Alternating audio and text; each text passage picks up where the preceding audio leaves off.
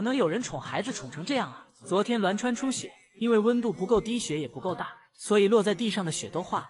奶爸知道林妍和麦麦喜欢雪，为了自己的2个好大儿能玩上24年的第1场雪，奶爸坐着缆车，拎着小铁桶，拿着小铁锹，来到山顶，把雪一点一点的收集起来，手都冻得通红。虽然林妍总是想方设法把奶爸挂网上，但奶爸却实实在在放他在心上。奶爸好不容易收集满了1整桶，又生怕雪化了，拎着小铁桶一路小跑回家。结果奶爸并没有止步于此，而是又提来了2个小桶，并且都装得满满的，这才心满意足的回去了。林妍和麦麦看到雪后，和想象中的一样开心。奶爸还给雪上插满了笋笋，胖妍把盛雪的大绿碗抱在怀里，还从里面拿出1小块搓了搓耳朵，最后干脆把雪都倒在自己的身上，疯狂的蹭脑袋。麦麦玩的也很开心，虽然小小的1桶雪不需要什么成本，但这里面却装满了满满的爱。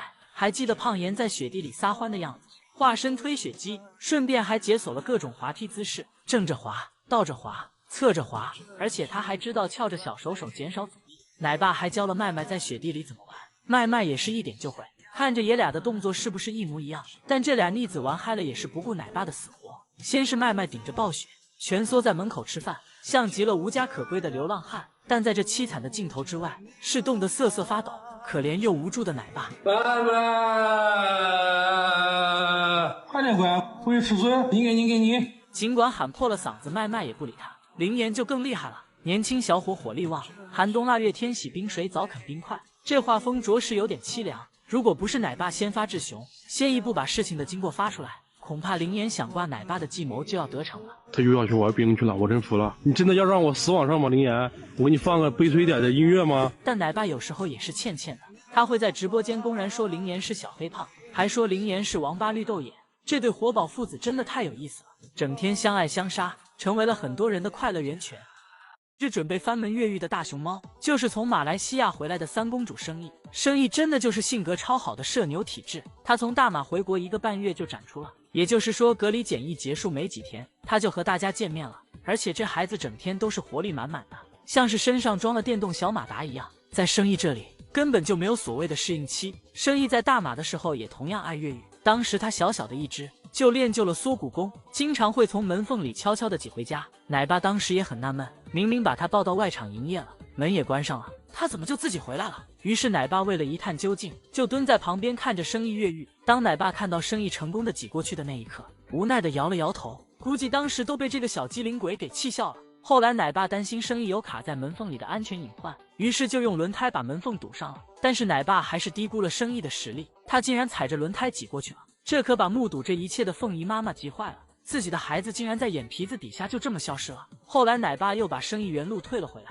等生意又长大了一些，他还想像小时候一样从门缝里挤过去，丝毫没意识到他现在的脑袋比3个门缝还要宽，他挤不过去还生气的在地上翻跟头。生意不只会这一个越狱技能，他还会翻墙。只见生意飞速爬上假山，然后踮着脚扒着围墙向上爬，小家伙靠着强大的臂力还真的爬上去了。正当他马上就要越狱成功之时，却被奶爸发现了，拿来梯子把小家伙推了回去。生意是3姐妹中最调皮的那个，也是让凤仪妈妈最不省心的那个，肤色也不像妈妈和姐姐那样白得发光。回国之后的生意拥有一个大院子，更是完全释放了他活泼的天性，拆家毁树，每天都整活不断，把院子里的小树薅秃了还不罢休，他还要把树枝咬断。不得不佩服这丫头的平衡能力和核心力量，就这样踩着树枝还能退回来。生意的反应能力也很强，当他拆树翻车要从树上掉下来时，他也能及时抓住树枝，然后顺势滑落下来。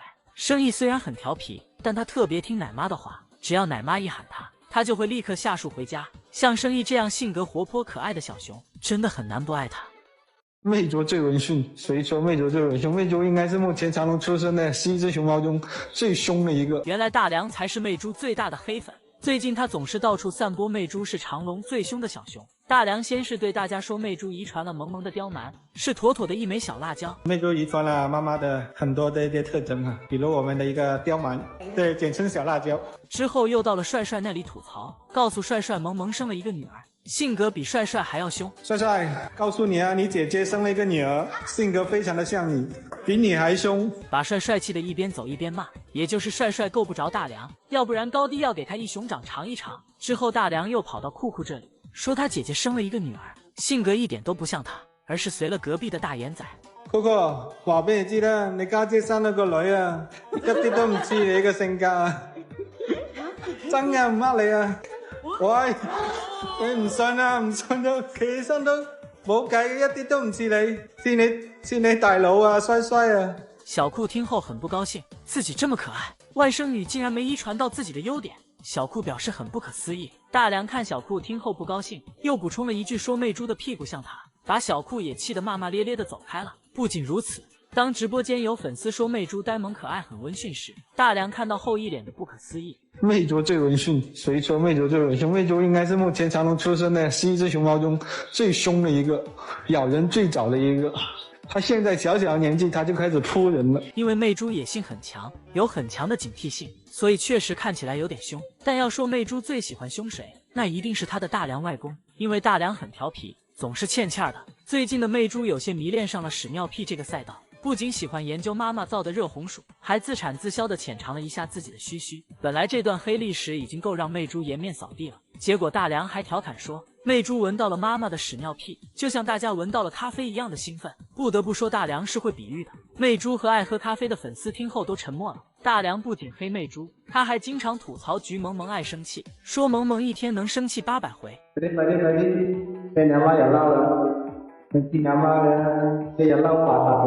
照这么来看，菊萌萌和媚珠喜欢拿捏大梁，也不是没有道理的。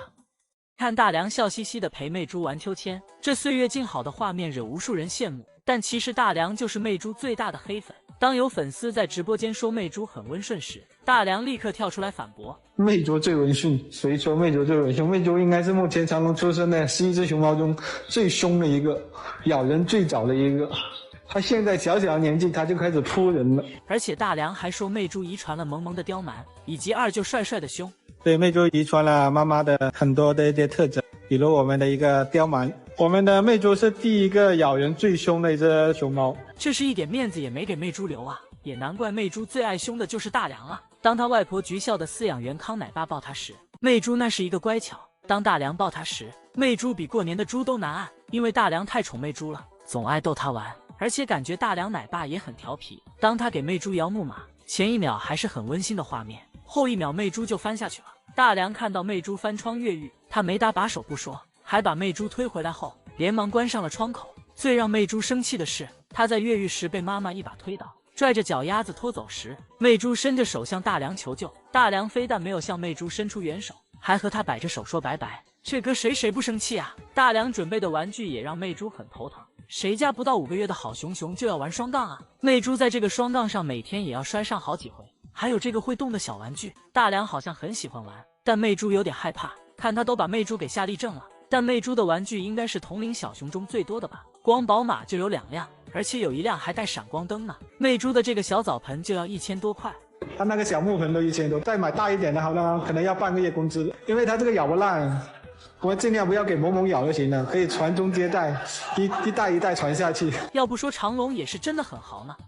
他们俩的妈妈叫萌萌，萌萌是那个我们北京动物园长得最好看的一只熊猫。果然每个老父亲都觉得自家闺女是最好看的。徐老爷在萌宝萌玉2姐妹的生日会上疯狂安利自家大胖闺女，还说萌宝萌玉之所以这么可爱，是因为长得像妈妈。她的妈妈长得又白又圆的啊，所以看他俩也是，就脑袋大大的圆圆的。而且他还经常在社交平台上毫不吝啬的夸萌萌，说萌萌是美得发光的人间最美熊。萌兰叼起竹子投喂粉丝，徐老爷在夸萌兰帅气体贴又懂得分享之余，也得顺带提一嘴是他闺女生得好。徐老爷和萌萌日常的互动也很有爱。萌萌喜欢玩水，他就经常拿水管和闺女玩。下雪天萌萌在内场营业，他就从外面一盆一盆的端进来和闺女打雪仗。萌萌当年去基地参加繁育，他也是挥泪告别。